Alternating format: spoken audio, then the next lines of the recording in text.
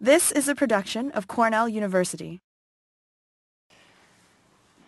Lyrae Van Clief Stefano's first book, Black Swan, won the Cave Canem Poetry Prize. She recently collaborated on a chapbook with Elizabeth Alexander, and she's about to publish her next book of poems, Open Interval, which she's going to read from tonight. Her poems have appeared in journals like Callaloo, Shenandoah, and the Crab Orchard Review. Right now, she's working on another book of poems called Southern Gate, and on a novel about skydiving. She attended Washington and Lee and earned an MFA at Penn State. Before she published her first book, she received the Frederica Clifton Memorial Scholarship to study with Lucille Clifton at the Squaw Valley Community of Writers. And she wouldn't be here at Cornell if No Child Left Behind hadn't forced her to leave her job teaching English at Girls Probation House in Fairfax, which may selfishly be the only good thing I've heard so far about No Child Left Behind. One of the poetic forms she uses is a newly developed one called the bop, which consists of 3 stanzas that progress around a 2-line refrain that comes to feel like a chant. If you Google bop poem, the poem given as a defining example of the form is by Lyrae. Lyrae has been a mentor, advisor, and friend to many of us in the MFA program.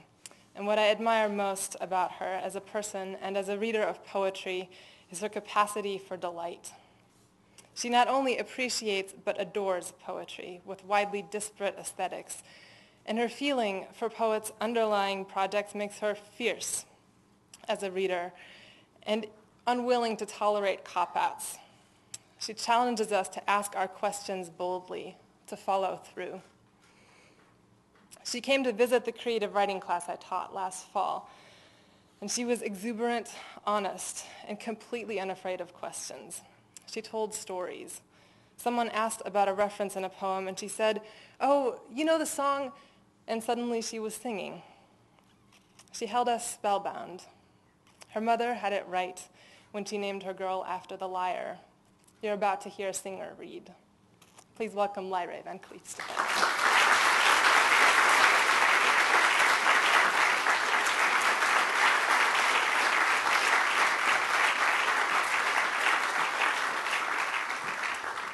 Thank you all so much. Thank you all. What a wonderful way to remember someone that you love. I really think that that's remarkable, so thank you. Thanks, John and Ernesto. And where are my lovelies? Because I want to be able to see. Seriously, that's my babies, my students. I call them my lovelies, so I can pick you out in the crowd. Hi. Hi. So, I'm going to be reading from a manuscript called Black Swan. No, I'm not going to be reading from Black Swan at all. Readings make me a little nervous. You have to excuse me. I'm going to be reading from a manuscript called Open Interval. And in this manuscript, I'm trying to think about and play with identity using the lenses of astronomy and math. In mathematical terminology, an open interval, which is designated by outward-facing brackets, is a line that doesn't contain its endpoints, and it's constantly approaching but never reaches its ends. And so the poems in my manuscript are concerned with locating the self in the open interval between body and name. My name, Lyrae, is also the name of a type of star. RR Lyrae stars are pulsating variables. That is, they regularly brighten and dim as they expand and contract. Because RR Lyrae stars share a similar absolute luminosity, they're particularly useful for determining distances. And their RR designation is interesting to me because it makes me think of railroad signs and X's and sites of intersection and all of that stuff. So anyway, there's a lot of astronomy in the book, a lot of math. And I'm going to start off with a poem called Uranus Mirror. Uranus Mirror is a box set of constellation cards that were used, they were published in 1825 and used to learn the constellations. And if you Google them, there's a thing that says, one attractive feature of the cards is that they were perforated with small holes for each star to give an impression of the constellation's appearance when held up to the light. Doubtless, many cards met an untimely end through being held too close to a candle flame, which I thought was neat. This is Uranus Mirror, and it has an epigraph from Mona Van Dyne. Whoever believes the mirrored world shortchanges the world. Here, before your face, narrative, its aging players, the same real God, the same false, the bull up there winking, Aldebaran, his great red eye, but you don't see your wide black eyes reflected. Take this compact, hold it up, squint until you recognize the light. It took almost 150 years of charting heaven before the first celestial cartographer thought to draw the night sky black. You handle these cards with such care, reserved for what is rare, precious. You are not allowed to bring a pencil. To touch them, you must wear white cotton gloves.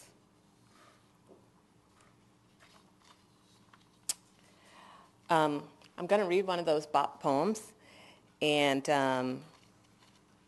it's got a refrain that's taken from Rilke's First Duino Elegy, so you'll hear that repeated again and again.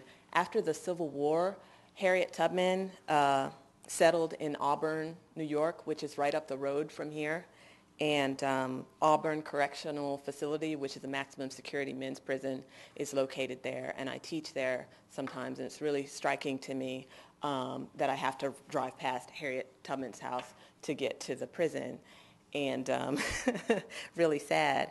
And I really started thinking about that one day, how during that time, knowing the constellations and the stars would have been of utmost importance to me, but I don't know them at all.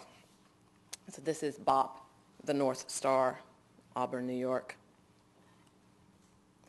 Polaris sits still in the sky, and if I knew which one it was, I could follow it all the way to Auburn. Oh, Harriet, who did not need the poise of freedom knocked into your head like sense, who found it more than possible to sleep, pistol shoved deep into your pocket along this route I cannot tell a dipper from Orion. Yes, the springtime needed you. Many a star was waiting for your eyes only. The university twinkles on the hill above my house. The fat moon rises and a girl holds out her arms. She twirls in a blue Polly Flinders dress, Mama's precious cameo, a white woman's silhouette on black satin ribbon, choker tied around her neck. Poise begins here, in cinders, in rhyme, in splintering beauty, into this and this, the image at my throat, the summer's pitching constellations, the 10 o'clock scholars, midnight lesson. Yes, the springtime needed you. Many a star was waiting for your eyes only. At the prison at Auburn, I cross the yard, inmates' wet tongues against my body, cement sculpted, poised for hate, pitch compliments like coins, weighed, their silver slickening in the water, uncollected change. A guard asks, think they're beautiful? Just wait till they're out here stabbing each other. Oh, Harriet, the stars throw down shanks. Teach the sonnets a cell. Now try to escape. Yes, the springtime needed you. Many a star was waiting for your eyes only. I'm going to read a poem based on something that really happened when I was in my early 20s. My best friend and I rented a house on an offshoot of the St. Johns River in Florida, right directly on the river. And we're both from native Floridians, rare native Floridians.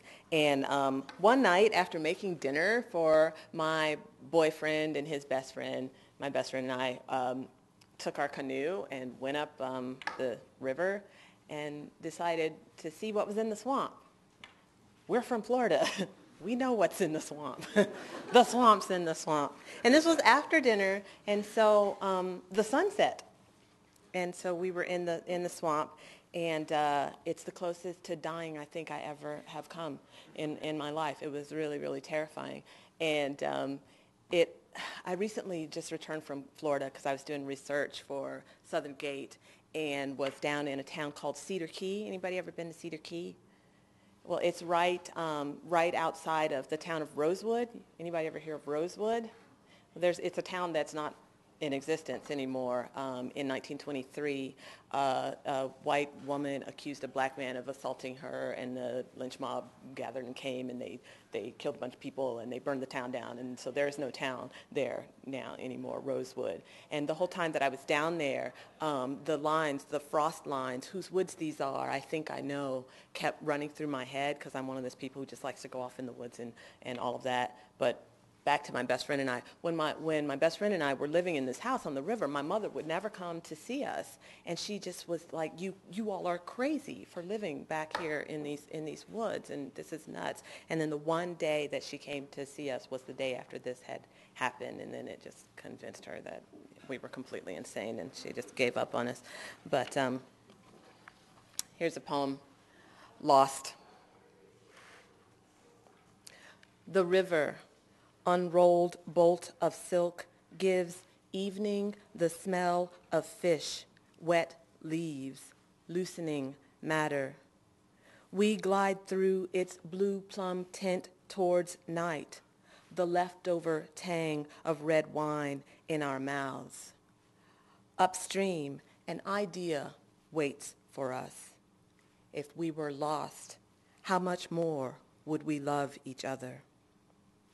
We four move towards this losing with the steady creak and drip of our rowing. We cannot, in lowering darkness, tell direction, whether the frog's croak came from behind or before us. Our bellies full, the swamp beckons us behind its green drapery. Whatever hides in the tangle, the surprise of cypress knees, the fierce, sharp-edged palms welting our forearms as we walk blind through mottled nights, sulfur rot, and sucking mud. What flies into our mouths, impossible to see. Mosquitoes lighting in our ears, their constant whine, high-pitched and crazy-making. The silent patience of gators and our wary estimation of their hunger. We will keep, we are certain, as we lose ourselves for hours, when we find ourselves again, bankside, and two must choose to swim because we're not where we began. The river moves despite our stillness, our breath breathing itself into the wet heat. Whether they disappear for good, the two who splash away, their heavy kicking swallowed by this evening. I am of the two who wait, waist high in water, eyes stretched wide to see nothing but night washing itself, black over black in muggy layers, inches from my face. Not my hands, skin of water, curve of meniscus, my breasts where I displace it, my undissolved legs immersed, merged with water, losing above, in, out of, but for these hands sliding over me, another's hands to keep me from becoming current tongue, lisp of leaf tips touching water, but for we too touching, agreeing, this is my body, agreeing I still belong in it.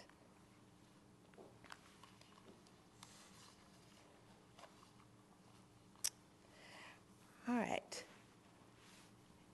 How y'all doing?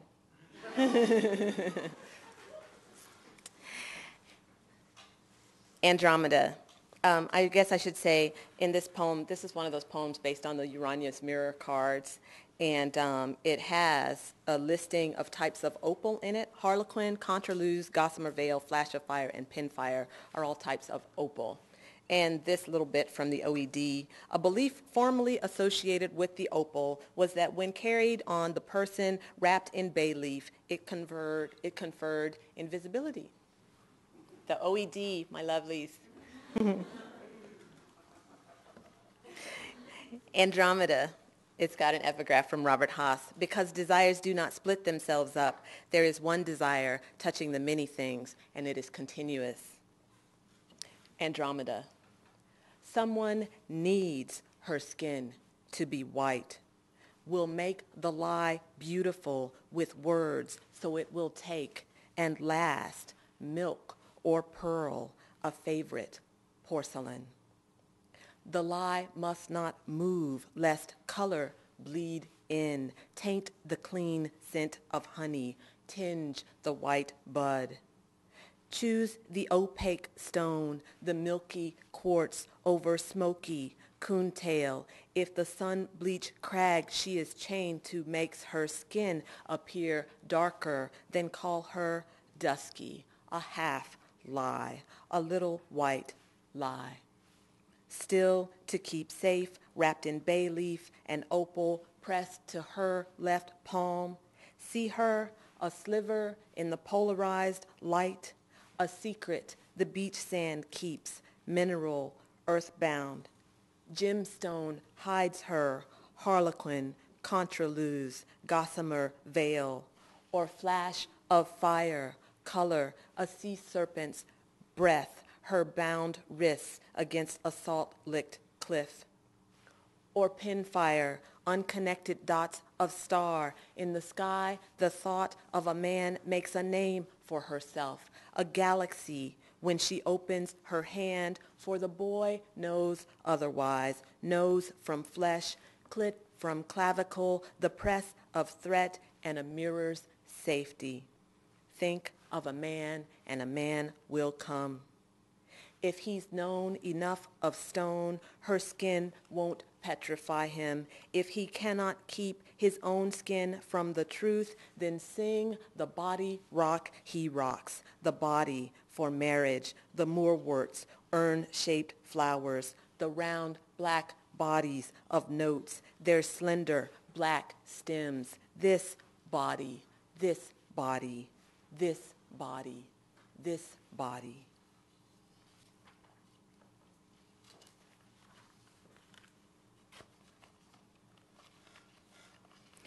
Ink. For I have learned in whatsoever state I am, therewith to be content. Philippians 4:11. Ink. Looking at the inside of my wrist, I see the tattoo I am told I cannot get. A new shade of absence inked across an old scar. Sakura blossom, this snippet of scripture I want to flip into my psyche daily with 500 quick flicks, like checking a watch, a tick, to claim the word, content. I'm willing to bear the needle to mar my skin with permanence the artist's regrets will too soon muddy, like looking at a painting, he says, through a tinted window. So colored girls may love color, but my skin can't hold this vibrancy, converts it instead to its own, further darkening.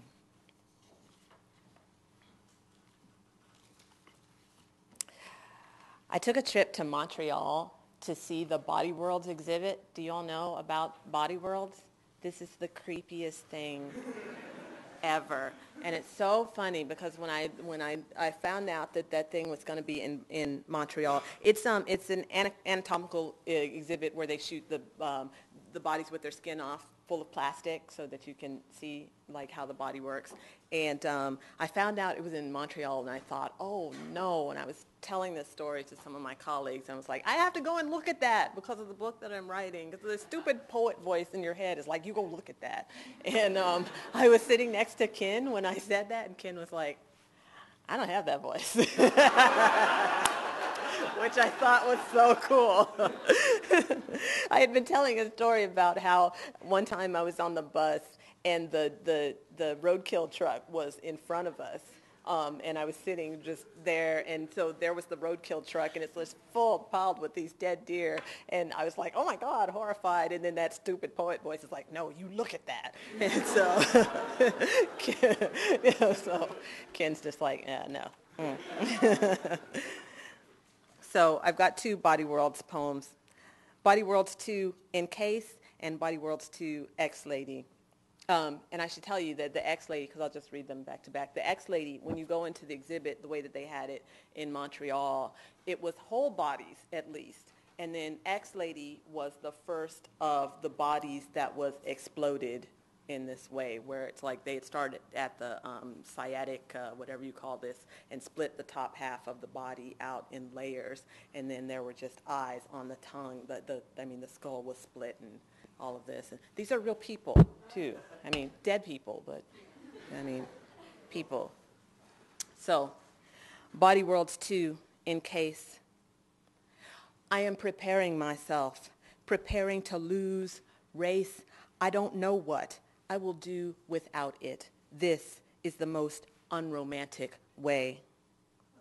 I know how to get into the between, how to exceed, divorce, erasure, corpses diligently labeled plastinate.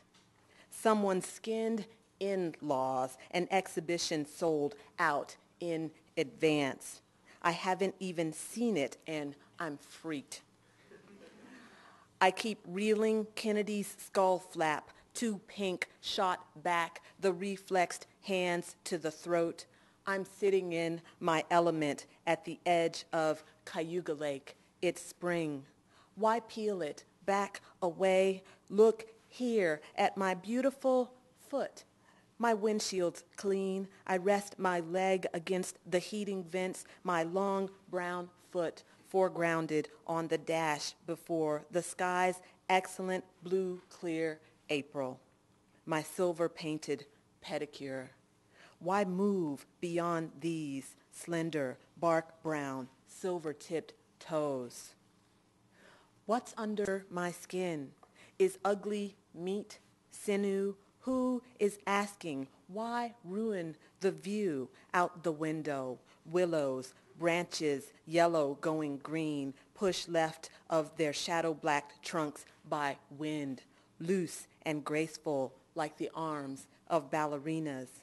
Then the breeze stiffens, the skinny strands straighten, extend like stick-slim legs, arabesque, on point. Look, no one wants the dead in toe shoes, but that's keeping it real, keeping even the empty body on display, the real threat of the exhibition of seeing the one who's been posed holding his own, split skin open like a flasher by its flayed edges. Body Worlds 2, X-Lady. Oh, I should say also about X-Lady that as you're going along the plastinates before that, the little placards that they had describing them would say, this plastinate shows the muscular system. This plastinate shows blah, blah, blah. This plastinate shows blah, blah, blah. And then you get to this exploded, like, tongue on the eyeballs things, and it says, this lady, Body Worlds 2, X-Lady. Her name moves away from her as if without the body it could see the monster it is. Over there, hung up like desire, like art on the wall, a black barred peep show called consent. A form has been filled out but in whose hand? If the glove does not fit, you must forget that your own middle name's Nicole. I remember how hard it was to pull myself back in by degrees quickly, like yanking up office blinds, like the sound that makes, accordioned, a ripple, like a countdown to blast off, like coming, but this is the violent opposite of that. Gender is monstrous. Her appellation, lady, but who wants to sing this song again? And in from where I was, almost asleep, floating outside my body, but not even a German pseudoscientist can find the space to which I return. I turned a corner, and this is what I saw.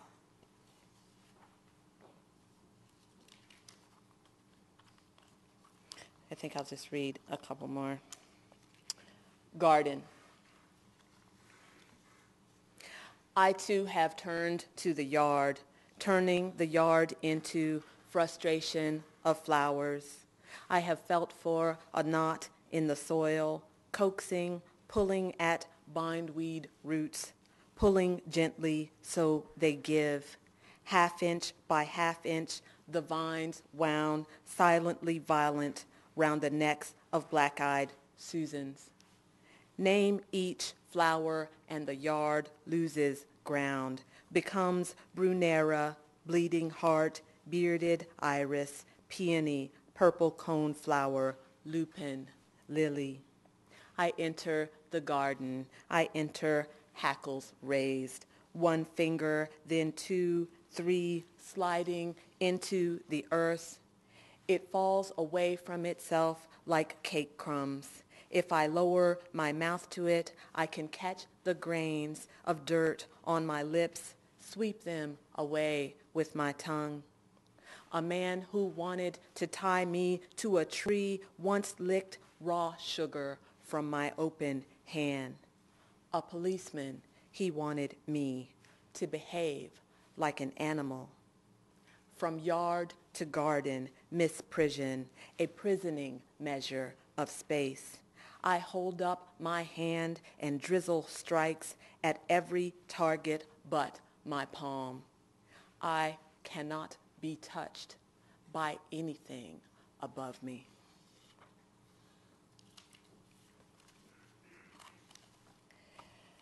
So I think I'll just read. Y'all right for two? All right. I'll read two of the R.R. Lyrae sonnets that I have in this book. And they've got in open intervals pieces from other poems in them. This one is R.R. Lyrae Matter, and it's got a bit in it from the poem called Covenant by Jory Graham. So you would only be able to see it on the page, so I'll just tell you what the line is. Old-fashioned distance, squinting it into view. So R.R. Lyrae Matter. He still exists as flesh. It's the idea that's dissipated. Husband, what was he? But a word I loved. There is no panacea for missing syllables. His body, we all know what matter's mostly made of. Space obtains. One day I realized, I believe, the space in everything is God, that force of present absence, pen, expanse. I grieve, old-fashioned distance, squinting it into view. Between body and name, in here I'm loose as love is, nebulous. What good, this pointillism, our eyes won't do. Sometimes the absences in us seem so profuse, I wonder we don't pass through wood. And I'll end with R.R. Lyrae, Will, that's got a line taken from a poet named Jasper Burns, who I believe studied here. And I just really freaked out when I heard him give this reading, and he said this line, the universe, that cancer of the hallelujah. And I thought, yeah, that's right. R.R. Lyrae, Will. When I am dead, I may not remember the mess of purple irises in the neighbor's garden or the way I leaned against their fence to look at him. Lost to rot, the body and the soul, this is not the time nor the place. I will die when it's no longer possible for this body to show itself best.